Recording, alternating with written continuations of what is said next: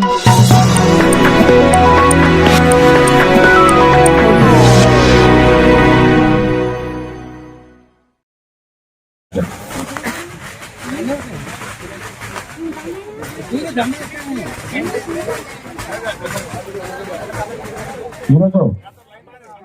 MLA doctor BV జయ Nageswara sir ఆధ్వర్యంలో పట్టణ YSR Congress party సంబంధించినటువంటి ఉత్తర సగర ఫెడరేషన్ సభ్యులు మసల్కోడు వీరేంద్ర బాబు గారు ఎమ్మెనూరు ఎమ్మెల్యే డాక్టర్ బివి జయ నాగేశ్వర సార్ గారి ఆధ్వర్యంలో వారి అనుచర వర్గంతో పెద్ద ఎత్తున వచ్చిన తర్వాత ముఖ్యమంత్రిగా నారా చంద్రబాబు నాయుడు గారు మా అధినేత రాష్ట్ర పగ్గాలు చేపట్టిన తర్వాత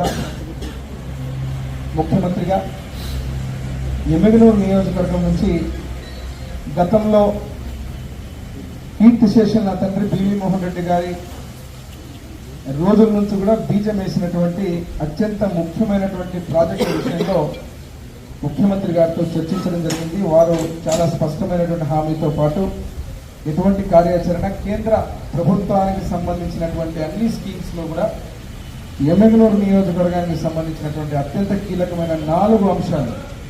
ఎందుకంటే ముఖ్యంగా టెక్స్టైల్ పార్క్ అనేది ఎప్పటి నుంచో మనం అనుకుంటున్నటువంటి ఈ యొక్క పరిశ్రమ, దీన్ని ఇంకొక అడుగు ముందుకేస్తూ మెగా టెక్స్టైల్ పార్క్ని కేంద్రం ఏదైతే ఈ బడ్జెట్లో ప్రవేశపెట్టినటువంటి మెగా టెక్స్టైల్ పార్క్ ఏదైతే ఉందో ఆ మెగా టెక్స్టైల్ పార్క్ను కూడా మా ఎమ్మెగనూరు నియోజకవర్గానికి బనవాసి దగ్గరగా తీసుకువచ్చే విధంగా ముందుకు పోవాలని చెప్పడం జరిగింది.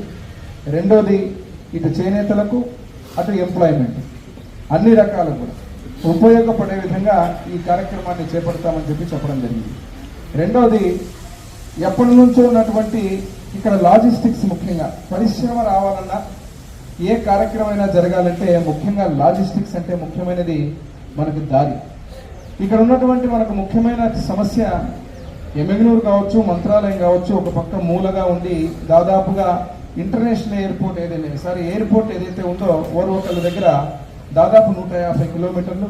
అదే రకంగా ఇంటర్నేషనల్ ఎయిర్పోర్ట్ అనేసరికి హైదరాబాదు ఇటు పక్క మనకు దాదాపుగా 350 నుంచి 400 కిలోమీటర్ల వరకు ఉన్నటువంటి పరిస్థితి.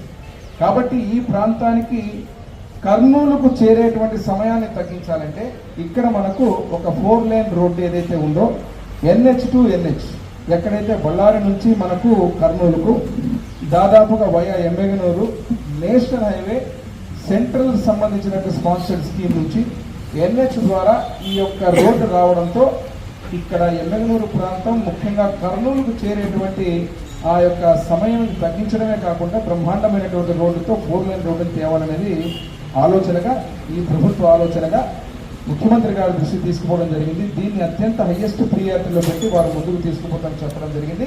ఇది ఒక అంశం. మూడవ విషయానికి వచ్చినప్పుడు ఇక్కడ చూస్తే మీరు ఏదైతే ఎప్పటి నుంచి ఉన్నటువంటి కళ, కర్నూలు నుంచి మంత్రాలయానికి రైల్వే లైన్ వయా ఎమ్మెగనూరులో రైలు పూత వినిపించాలి, ఎమ్మెగనూరులో రైల్వే లైన్ రావాలి.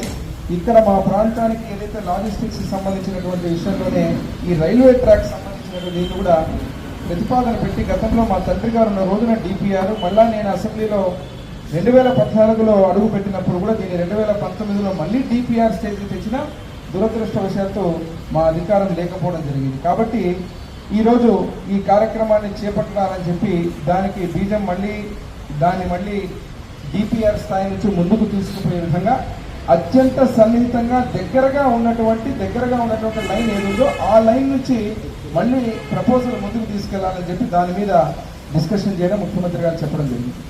ఇవన్నీ ఒక ఎత్తైతే బనవాసి మనకు గతంలో